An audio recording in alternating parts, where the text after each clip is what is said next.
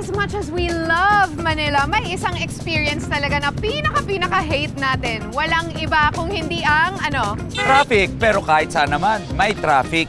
Kaya ngayong araw, itutur kita to explore the city in a different way. At balita ko guys, hindi lang sa pinaka-mabilis na way, pero ito din ang pinaka-unique at fun way to explore the metro. Yes. Ito ang Pasig Ferry Service. Mahalaga ang naging papel ng Pasig River sa ating kasaysayan. Bukod sa pagbibigay buhay sa mga sinaunang Pilipino dahil sa taglay na yaman nito, kinokonekta din ng Ilog Pasig ang Manila Bay at Laguna de Bay. Kaya naging major transportation route ito for trade and commerce bago pa man dumating ang mga Espanyol. Pero sa paglipas ng panahon, naging car-centric na ang Pilipinas. And with a high volume of cars, comes bumper-to-bumper traffic. Kaya bilang alternatibong solusyon sa mas tumitinding traffic sa Metro Manila, binigyan ng panibagong buhay ang Pasig Ferry Service.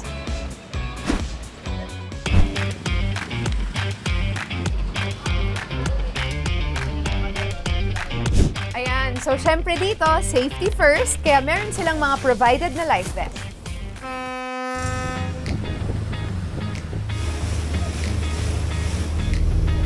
Merong 13 operational stations ang Pasig River Ferry Service at open siya from 8:30 a.m. in the morning hanggang 5:30 p.m. in the afternoon.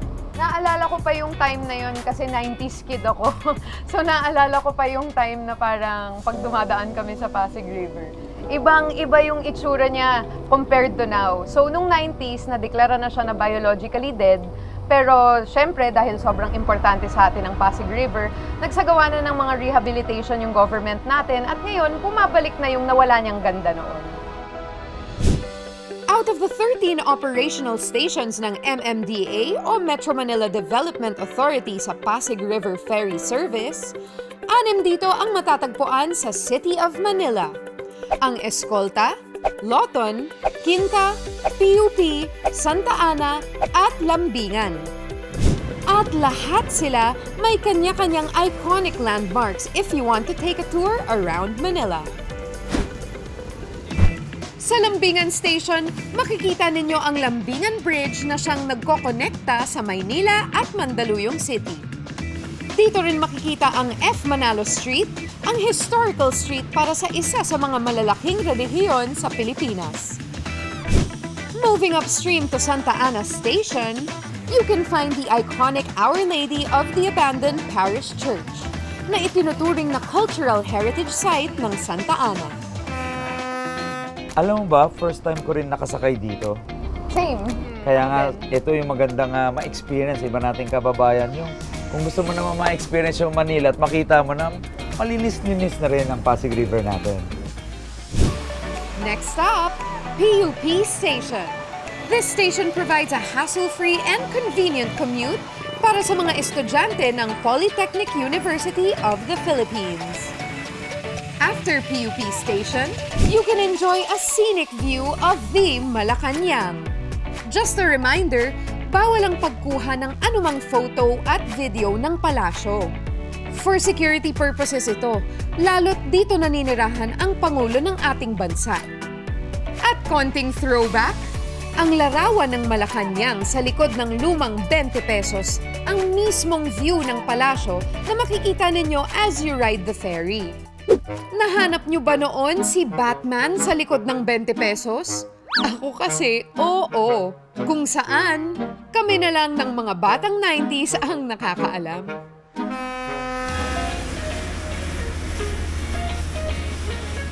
Kaya noong mga panahon pa nga nila Jose Rizal, nung gumagawa siya ng mga nobela, palagi niyang ginagamit yung Pasig River as reference sa mga iba niyang karakter. Kasi dito nagta-travel yung iba't ibang mga karakter niya sa libro niya. After passing through Malacanang, ang magkatapat na stations ng Loton at Quinta.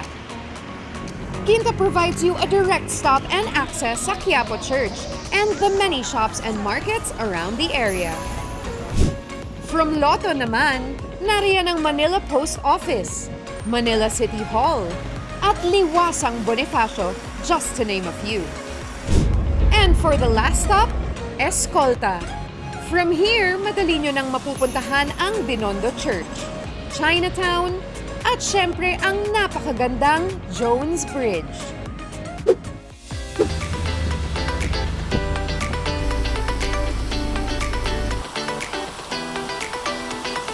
Ayun na po, inabot na po tayo ng ulan. Pero ang masasabi ko dun sa buong experience na yon is na-enjoy ko. Very peaceful siya. Minsan mo lang may experience ang Manila na ganun ka-peaceful, di ba? Exactly. At umulan o umaraw man, enjoy pa rin basta kasama ka. Yes naman. Alam nyo ba kung ano yung pinakamaganda dyan? Itong buong experience na to, libre! Ay, wow! Kaya gusto ko din magpasalamat sa ating mga MMDA at saka sa ating mga Coast Guard para sa buong experience na yun. At na-discover ko din ang Pasig River Ferry Service. So sa mga kababayan natin na gustong ma-experience yung na-experience namin ngayon, subukan nyo, walang mawawala, lahat libre. Much recommended. Up next, Wow! course meal and fine dining at an affordable budget pwedeng gawin sa Tondo? Saan yan? Sa pagbabalik ng Where in Manila.